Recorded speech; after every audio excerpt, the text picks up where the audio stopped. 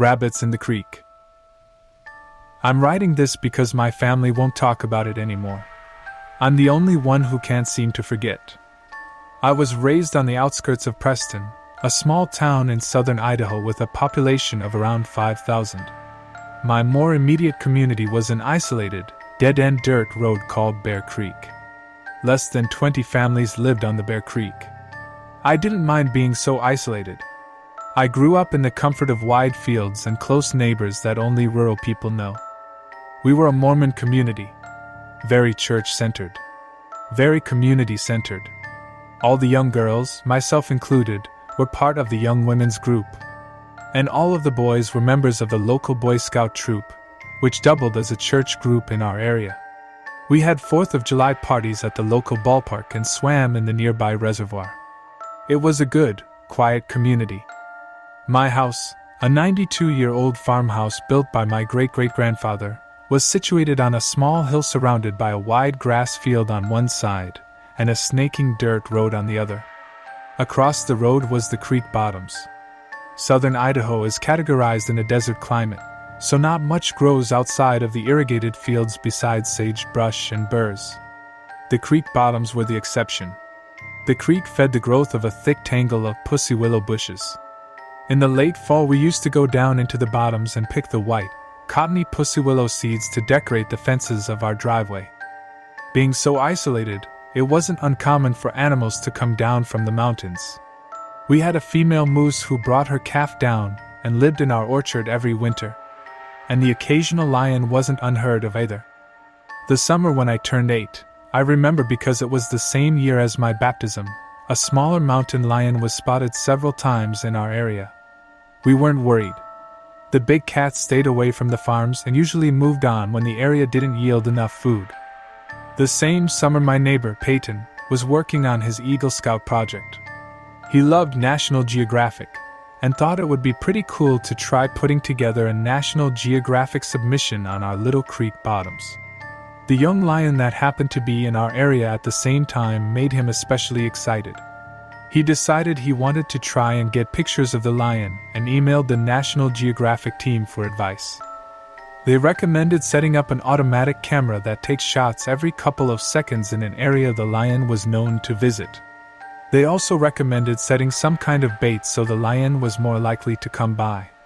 No one in the creek liked the idea of live bait or carrion, so we came up with a different kind of bait. We decided to set up an audio recording of a dying rabbit and play it on a loop through a set of speakers hidden in the willows. I remember when everyone was down in the bottoms testing the speakers, and I heard the noise for the first time. The sound of a dying rabbit is horrible. It's been described as being almost identical to the sound of a screaming child. If you've never heard it yourself, there's plenty of recordings available online. It's worth a listen. The camera was set up. The speakers were set up. Everything was perfect.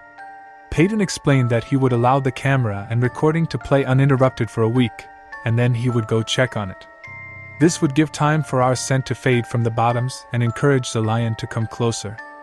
At first I was worried about the noise. It was a truly horrible noise, and our house was the closest to the setup point in the bottoms.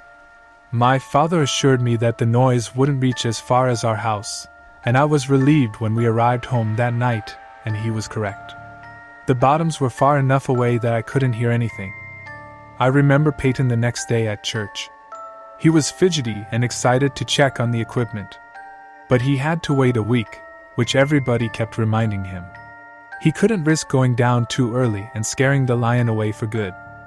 That night I woke up to an awful noise. I sat ramrod straight in my bed with my eyes wide in the dark, hands clutched so hard my palms bore the indent of my fingernails for hours after. I knew that noise. It was the recording of the rabbit. It sounded faint and far off, like it really could have been coming from the bottoms. But that was impossible, because the recording had been going all night the previous day and I hadn't heard a thing. I didn't sleep that night. I was too scared to get out of bed and wake my parents. The recording played over and over again. I had the loop memorized. In the morning I stumbled into the kitchen for breakfast. My mom and dad were sitting at the kitchen table. They too had dark rings under their eyes. I hadn't been the only one who'd heard it. Mom was convinced that the equipment must have been broken. She wanted to go down into the bottoms to check it out.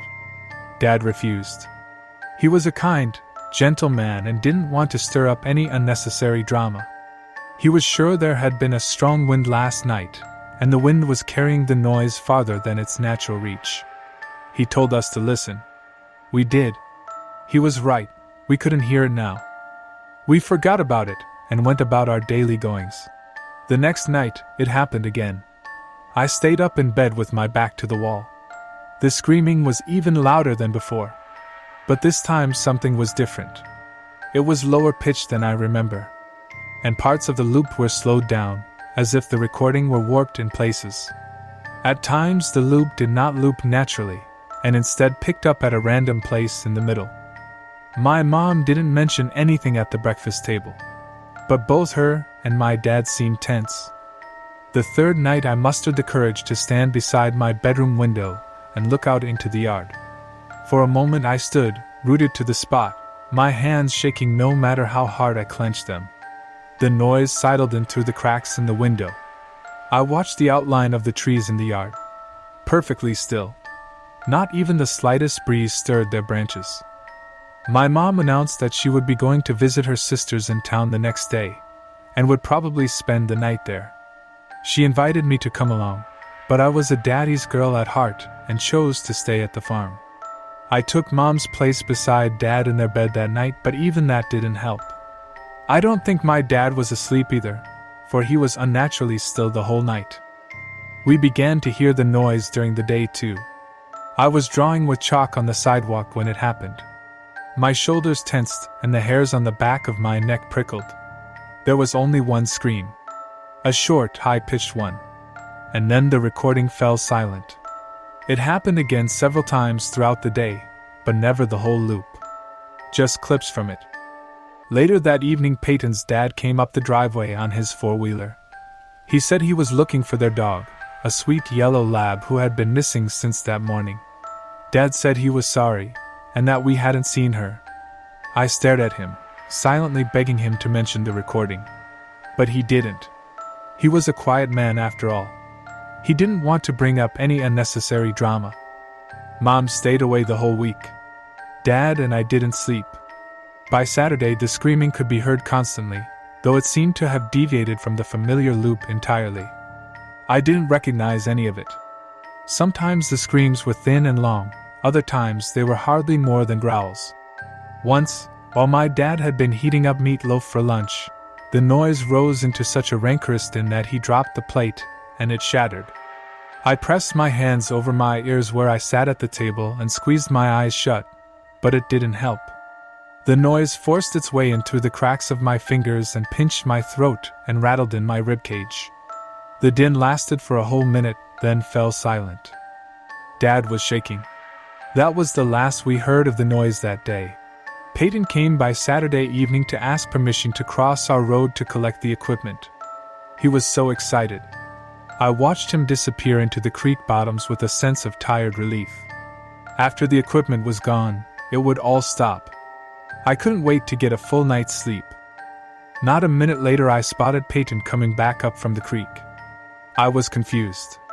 It had taken us much longer to set up the camera and speakers, so I'd only assumed it would take just as long to collect them. My breath stilled when Peyton came closer. He didn't look right. His eyes were wide and his face pale. Something wet dribbled from his chin and onto his shirt. I later realized it was vomit. My dad caught him before he fell and demanded to know what had happened. Peyton couldn't speak. He just cried. We called his dad. I looked after Peyton as both my dad and his dad went into the bottoms. They were gone a long time. When they returned, their faces were grim. And they smelled funny. I noticed red on my dad's hands. I asked what was wrong, but they brushed right past me and immediately called the police. Nobody would tell me what had happened. I sat on the couch as a blur of neighbors and police officers swirled around me. At one point an officer placed something on the kitchen table and left. I looked into the kitchen curiously. It was the camera from the bottoms. I wish I hadn't looked. The camera was a little banged up. Tiny scratches and dents covered the plastic casing. When I lifted it, my hand stuck to the plastic. Something tacky and odorous covered the screen, but it turned on fine. The first set of photos were normal. Just the pussy willows cast green in the glow of the night setting. As I continued to click through them, they quickly became strange. At one point the camera angle changed, as if the camera had been knocked from its post. Grass now obscured most of the frame. Flecks of red appeared on the lens and remained for the rest of the sets. One photo made me pause. There was a figure in this one. Or half of a figure, as most of the upper torso hadn't made it into the frame. I thought it could be human, but it didn't look like it should be standing upright. Its legs were twisted, like an animal, and it seemed to be having difficulty supporting itself in an upright position. Beside the legs a long, thin arm hung. Whatever it was must have been stooped over, for its fingertips hung below its crooked knees. The next set was different. It was as if the camera had been picked up and was now being held. The first photo was of the bottoms at night. The next startled me. I had to look closely before deciding what it was. A rabbit had been laid in the bushes, but its ears and most of its scalp had been peeled away. The next was of the same rabbit, but a thin, dark hand was holding it up against the sky. Its limp body hung like something from a nightmare. In the following photos, more rabbits joined the one, each with their ears and scalp removed.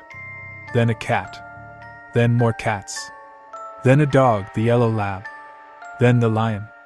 The following photo was of 7 rabbits, 3 cats, 1 dog, and the lion, all laid out in a row facing the same way.